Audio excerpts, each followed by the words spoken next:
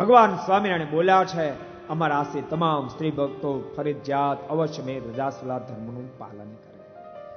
જે પરિવારમાં રજાસુલા ધર્મનું પાલન નથી થતું એ પરિવારના સદસ્યો દાન કરે, વ્રત કરે, તપ કરે, પોસાય તેટલા સાધનો કરે, તેમ છતાં કોઈ ફળની પ્રાપ્તિ થતી નથી.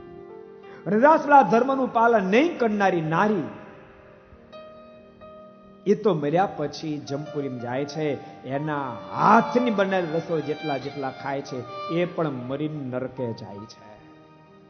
માટે સભામાં બેઠેલા તમામ સ્ત્રી ભક્તો ઘેરે બેસીને કોઈ સાંભળતા હોય, આ મહોત્સવને માણ્યા પછી નક્કી કરજો, અવશ્ય મેં રજાસુલા ધર્મનું પાલન કરશું. આ તો બાપ સાયન્સે પણ પ્રૂફ કર્યું છે, આનું પાલન કરવું જોઈએ.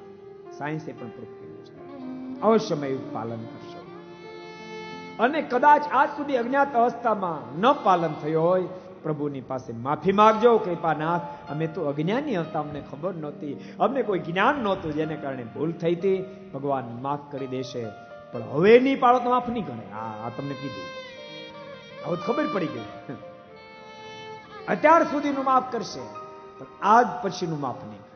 માટે ફરજિયાત સ્ત્રી ભક્તો રજાસુલા ધર્મનું પાલન કરે. 3 દિવસ પરનું કોઈ કામ ન કરે. ચોથે દિવસે નાય ધોય પવિત્ર થઈ અન્ય કામ કરે.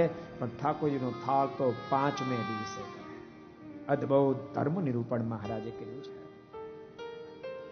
ભક્તો, ગામડામાં રહેનારા માણસો, બિચારા ખેતીઓ કરનારા માણસો રાત દાડો દાખલો કરતા તો એ રજાસુલા ધર્મનું પાલન કરે.